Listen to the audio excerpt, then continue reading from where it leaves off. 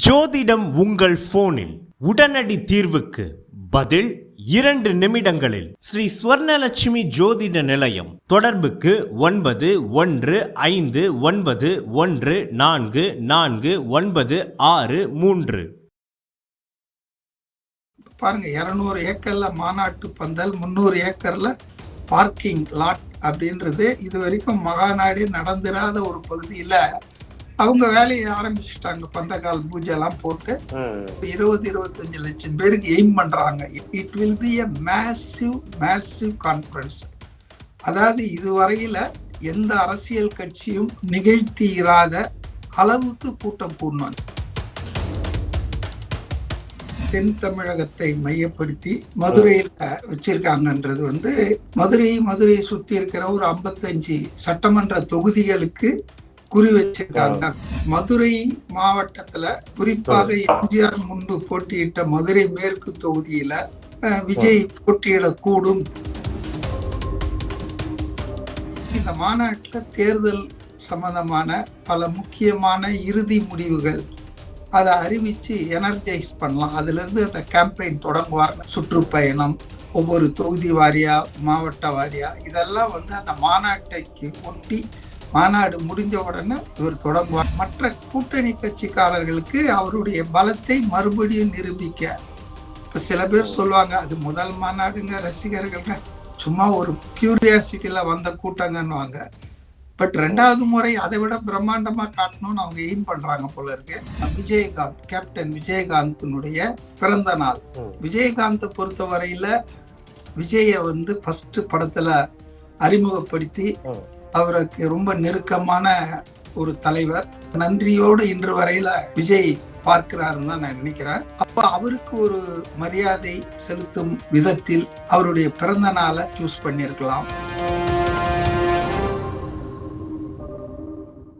Sir வணக்கம். Sir வணக்கம் sir. தமிழக வெற்றி கழகத்தோட 2வது மாநாடை விஜய் அவர்கள் அனௌன்ஸ் பண்ணியிருக்காரு. அதுவும் முக்கியமான வென்யூவா இருக்கக்கூடிய மதுரை மாவட்டத்துல அனௌன்ஸ் பண்ணியிருக்காரு. ஆகஸ்ட் 25ஆம் தேதி. எந்த அரசியல் கட்சியும் மாநில மாநாட ஒரு 3-4 வருஷத்துக்கு ஒரு வாட்டி தான் நடத்துறத தமிழ்நாட்டுல எனக்கு தெரியும்.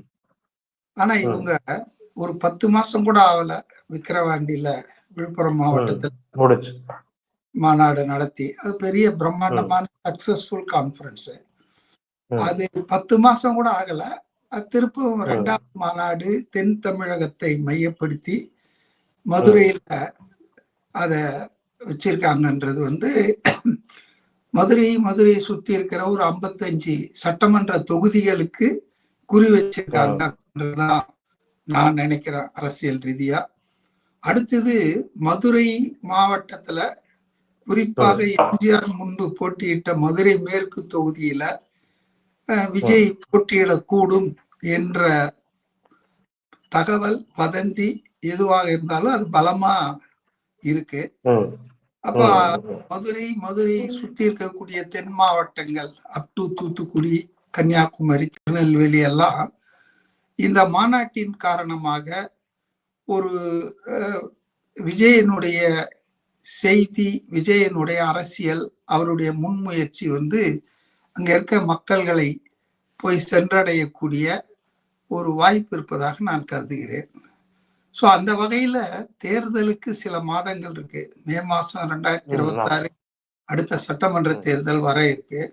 அந்த தேர்தலுக்கு சில மாதங்களுக்கு முன்பாக இப்படி ஒரு மகத்தான மாநாடா நடத்துறதன் மூலம் அவருடைய கட்சி அணிகள், கட்சி தொண்டர்களை அவரால் பெருமளவுக்கு உற்சாகப்படுத்த முடியும் நான் நினைக்கிறேன். 2வது, இந்த மாநாட்டில் தேர்தல் சம்பந்தமான பல முக்கியமான இறுதி முடிவுகள் அதை அறிவிச்சு எனர்ஜைஸ் பண்ணலாம். அதுல இருந்து அந்த கேம்பெயின் தொடங்குவார்னு நினைக்கிறேன். சுற்றுப்பயணம், ஒவ்வொரு தொகுதி வாரியா, மாவட்ட வாரியா, இதெல்லாம் அந்த மாநாட்டைக்கு ஒட்டி மாநாடு முடிஞ்ச உடனே இவர் தொடங்குவார் நான் நினைக்கிறேன். ஸோ இட் இஸ் எல்லா கட்சிகளும் இன்னைக்கு உங்களுக்கு தெரியும், தேர்தலை வரலாறு காணாத அடிப்படையில முதல் முறையாக தமிழ்நாட்டுல 10 மாசம் 11 மாசம் இருக்கிறதுக்கு முன்னாலேயே எல்லா அரசியல் கட்சிகளும் துவக்கிட்டாங்க தேர்தல் பிரச்சாரம். இது வரைக்கும் தமிழ்நாடு சட்டமன்ற தேர்தல் வரலாற்றிலேயே இது மாதிரி நடந்ததாக இல்லவே இல்லை.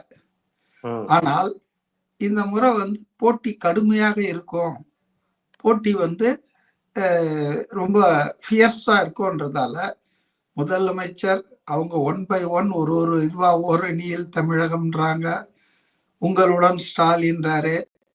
தொடர்ந்து ஏதாவது ஒரு பேர்ல ஜனங்களை போய் அவுட்ரீச் பண்றது, மக்களை சந்திப்பது, வாக்காளர்களை திரட்டுவதுன்ற முயற்சியில ஆளுங்கட்சி ரொம்ப கான்பிடென்ட்டா இருக்கிறதா சொல்லிட்டு இருக்கிற ஆளுங்கட்சியே 12 மாசம் 11 மாசத்துக்கு முன்னால பிரச்சாரத்தை துவங்கிடுச்சு. அதே போல பிரதான எதிர்கட்சியான அதிமுகவும் இன்னைக்கு எடப்பாடி அவருடைய இந்த இயக்கத்தை, மக்களை காப்போம் தமிழகத்தை மீட்போம்ன்ற இயக்கத்தை அவரு வெற்றிகரமா நடத்திட்டு இருக்காரு. அப்போ மூன்றாவது போர்ஸ், 4 முனை போட்டி உண்மையில இருந்தாலும் சட்டமன்ற தேர்தல்ல, ஆனா போட்டி என்னவோ 3 பேருக்கு இடையில தான் இருக்க போகுது. ஏன்னா சீமான் கடந்த முறை வாங்கிய வாக்குகளை விட இந்த முறை அதிகமாக வாங்குவார் நான் எதிர்பார்க்கல. அவர் வாக்குகள் குறையக்கூடிய வாய்ப்பு தான் இருக்கு. அப்ப serious players, serious contender CM சேருக்கு அப்படின்னு சொல்லி பாத்தீங்கன்னா அது 3 பேர் தான் இருக்குது. Present chief minister, former chief minister and future chief minister Vijay. ஆக இந்த 3 பேருக்கு நடுவுல களம் சூடாகும் போது 2 பேர் வந்து ஆல்ரெடி இந்த எலெக்ஷன் மோட் கிளம்பிட்டாங்க. இப்ப விஜய்க்கு இன்னும் தாமதப்படுத்தவோ இன்னும் எதுவும் செய்யாம இருக்கோ அது வந்து அவருக்கு சாத்தியம் இல்லைன்னா, it's not affordable to keep quiet. எல்லா எதிர்கட்சிகளும் ஆளுங்கட்சியும் பிரச்சாரத்துல திக்கா இறங்கிட்ட பிறகு விஜய் வந்து வெறுமனே அறிக்கைகள் விட்டுக்கிட்டு அல்லது ஆர்ப்பாட்டம் ஒண்ணு நடத்திட்டு அதோட 1 மாசம் கழிச்சு தான் வெளியே களத்துக்கு வருவார்னா அது it will affect is chances. அதனால அதை சரியா புரிந்துதான் இப்ப வந்து இந்த மாநாட்டுல இருந்து ஆகஸ்ட் 25 இருந்து அநேகமா அவருடைய கேம்பெயின் ட்ரெயில் அது அன்இன்டரப்டடா தமிழ்நாடு பூரா இருக்கும்னு தான் நான் நினைக்கிறேன். அந்த வகையில் இந்த மாநாடு கேல்வனைஸ் பண்ணோம், இன்ஸ்பயர் பண்ணோம் அவங்க கட்சிக்காரங்களை. 2வது மற்ற கூட்டணி கட்சிக்காரர்களுக்கு அவருடைய பலத்தை மறுபடியும் நிரூபிக்க. இப்ப சில பேர் சொல்லுவாங்க அது முதல் மாநாடுங்க, ரசிகர்கள்ங்க சும்மா ஒரு கியூரியாசிட்டியில வந்த கூட்டங்கன்னுவாங்க. பட் 2வது முறை அதை விட பிரம்மாண்டமா காட்டணும்னு அவங்க எய்ம் பண்றாங்க போல இருக்கு. அப்படி பண்ணாங்கன்னா பாருங்க, 200 ஏக்கர்ல மாநாட்டு பந்தல், 300 ஏக்கர்ல பார்க்கிங் லாட் அப்படின்றது இது வரைக்கும் மகாநாடே நடந்துராத ஒரு பகுதியில அவங்க வேலையை ஆரம்பிச்சுட்டாங்க. பந்தக்கால் பூஜை எல்லாம் போட்டு அனுமதி போலீஸ் கிட்ட முறையா கேட்டு அவங்களும் 50 கேள்வி 100 கேள்வி கூட கேட்பாங்க. ஏன்னா விஜய் இல்லையா நடத்துறது. இப்ப திமுகவோ அல்லது பாஜகவோ நடத்தினா இந்த மாதிரி எல்லாம் தடைகள் வராது. 2வது இவங்க அனுமதி கொடுக்குறாங்களான்றத பார்க்கணும். ஏன்னா அதுக்கும் திருப்பி தாவேகா உயர் நீதிமன்றத்தை அணுக வேண்டி இருந்தாலும் இருக்கலாம் இன்னைக்கு இருக்கிற சிச்சுவேஷனை பார்த்தா. பட் ஓவராலா இந்த மாநாடு அறிவிச்சது அவங்களுக்கு வந்து பொலிட்டிக்கலா ஆர்கனைசேஷனலா நல்லதுதான் நான் நினைக்கிறேன். தாவேகாவும் மண்டே வந்து ஆகஸ்ட் 25ஆம் தேதி வந்து மண்டேவா வந்து அமைஞ்சிருக்கு. இதுக்கு பின்னாடி ஏதாவது அழுத்தம் வந்து இருந்திருக்குமா? நீங்க வந்து ஹாலிடேஸ்ல பண்ணக்கூடாது, ஒர்க்கிங் டே வந்து பண்ணணும் அப்படின்ட்டு. உங்க கேள்விக்கு பதில் சொல்ல வேண்டிய சரியான நபர் திரு ஆனந்த், பொதுச் செயலாளர் தாவேகா தான். அவருக்கு தான் ஏன் வந்து மண்டேல வச்சோம், அது என்ன அழுத்தத்தால. ஏன்னா நம்ம we cannot predict, சும்மா ஏசியமா கற்பனையா சொல்ல முடியாது. ஆனா 25ன்றது வந்து 2 விஷயங்கள்ல பொது வெளியில அலசப்படுகிறது. ஒண்ணு என்னன்னா விஜயகாந்த், கேப்டன் விஜயகாந்தினுடைய பிறந்த நாள். விஜயகாந்தை பொறுத்த வரையில விஜய வந்து ஃபர்ஸ்ட் படத்துல அறிமுகப்படுத்தி அவருக்கு ரொம்ப நெருக்கமான ஒரு தலைவர். விஜயகாந்தினுடைய வளர்ச்சியில ஆரம்ப நாட்கள்ல விஜயகாந்துக்கு வந்து ரொம்ப பங்கு இருக்கு. அதை நன்றியோடு இன்று வரையில விஜய் பார்க்கிறாருன்னு தான் நான் நினைக்கிறேன். அப்ப அவருக்கு ஒரு மரியாதை செலுத்தும் விதத்தில் அவருடைய பிறந்த நாளை சூஸ் பண்ணியிருக்கலாம். அடுத்தது இன்னொன்னு சொல்றாங்க, அவரும் அவருடைய மனைவி சங்கீதாவும் திருமணம் செய்து 25 ஆண்டுகள், வெள்ளி விழா திருமண நாள் என்பது அது ஒரு சிக்னிபிகன்ட் லைஃப்ல. இப்ப இது போல பல்வேறு காரணங்கள் இருக்கு. ஆனா எது ஒரு ஒர்க்கிங் டேல வைக்கிறது காரணமா இருந்ததுன்றத அவங்க வந்து கட்சியினர் தான் பொதுச் செயலாளர் ஆனந்த் தான் will be in a position to explain you. ஆக்சுவலா வந்து விஜய் ரொம்ப வருஷம்க்கு அப்புறம் வந்து இந்த மதுரை வென்யூர்ல ஜனநாயகர் படத்தோட ஷூட்டிங்காண்டி ஏர்போர்ட்டுக்கு வந்தப்பவே மிகப்பெரிய அளவுல கூட்டம் வந்து சேர்ந்தாங்க. ஏன்னா நடுவுல இயக்கப்பட்ட வருஷம் வந்து விஜய் மதுரையில வந்து வரல. அவரோட படங்கள் மதுரையில நடக்கிற மாதிரி கதைக்களமா இருந்திருந்தாலும் அவர் டைரக்டா மதுரைக்கு வராம தான் வந்து இருந்தது. அப்ப வந்தப்பவே நம்ம எல்லாருமே வந்து பார்த்தோம். யங்ஸ்டர்ஸ், கட்சிக்காரங்க எல்லாரோட க்ரௌடும் பயங்கரமா வந்து இருந்தது. போலீஸ் ஒரு சைடு அத கட்டுக்கோப்புல வந்து கொண்டு வராம அலட்சியப்படுத்துனாங்க அப்படின்ற ஒரு நியூஸும் நம்ம வந்து பார்த்துட்டு தான் வந்து இருந்தோம். சோ இப்ப வந்து விஜய் வந்து வரப்ப இது மொத்தமாவே பெரிய ஈவெண்டா வந்து நடக்க போகுது சார். காவல்துறை சைடு இருந்து சரியான ஒத்துழைப்பு வந்து வருமா? ஏன்னா மதுரையில வந்து இதுக்கு முன்னாடியே நடந்த ஒரு சில மாநாட்டுகள் கட்சிகள் நடத்தினப்பவே பயங்கரமான டிராபிக் ஜாம் வந்து ஆச்சு. ஆளுங்கட்சி அனுப்ப இதை பழி போட மாட்டாங்க. பட் எதிர்கட்சிகள் நடத்தினா உங்களாலதான் டிராபிக் ஆகுது அந்த மாதிரி பழி வந்து போடுவாங்க. அந்த மாதிரி ஒரு சதிக்குள்ளேயும் விஜய் வந்து சிக்க வைக்கிறதுக்கு இவங்க வந்து பிளான் பண்றாங்களா இந்த மதுரை வென்யூ வச்சா அப்படின்ற ஒரு கேள்வியும் வந்து எழுது சார். இல்லையே, மதுரைய வென்யூவா சூஸ் பண்ணது வந்து தாவேகா தான், போலீஸ் இல்ல, அரசாங்கம் இல்ல. அது வந்து ரைட் சாய்ஸ் தான் நினைக்கிறேன். சென்னைக்கு அடுத்தது பாத்தீங்கன்னா வட தமிழ்நாட்டுல தென் தமிழகத்துல Madurai is an important city. அதனால அதெல்லாம் வந்து தாவேகா தான் சூஸ் பண்ணிச்சு. இவங்க வந்து ஆட்சியையும் அதிகாரத்தையும் காவல்துறையும் பயன்படுத்தி எவ்வளவு தொல்லை கொடுக்கணுமோ அவ்வளவு தொல்லை கொடுப்பாங்கன்னு நீங்க சொல்றத நான் வந்து ஒப்புக்கிறேன். ஒரு சாதாரண ஆர்ப்பாட்டத்துக்கே பாத்தீங்க, நீங்க சென்னையில நடந்த ஆர்ப்பாட்டத்துக்கே எந்த அளவுக்கு இடையூறுகள், சிக்கல்கள், சங்கடங்கள், உயர் நீதிமன்றத்துக்கு போய் அனுமதி வாங்கிட்டு வந்து அந்த அனுமதியை கூட 1 மணி நேரத்துக்கு குறைத்து அந்த 1 மணி நேரத்துக்குள்ள கூட்டம் வராம தடுத்து என்னென்னவோ பண்ணி அதை மீறி ஒரு பிரம்மாண்டமான ஆர்ப்பாட்டத்தை சமீபத்துல தாவேகா நடத்தினாங்க. விஜய் பங்கேற்றார் என்பது தெரியும்.